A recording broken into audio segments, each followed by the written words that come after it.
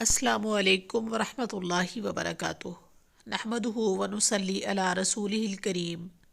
بسم اللہ الرحمن الرحیم۔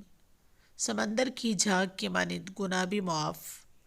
رسول اللہ صلی اللہ علیہ وسلم نے فرمایا، جو شخص ایک دن میں 100 مرتبہ سبحان اللہ وبحمدہ پڑھ لے تو اس کے گناہ اگر سمندر کی جھاگ کی مانند ہوں تو بھی معاف کر دیے جائیں گے۔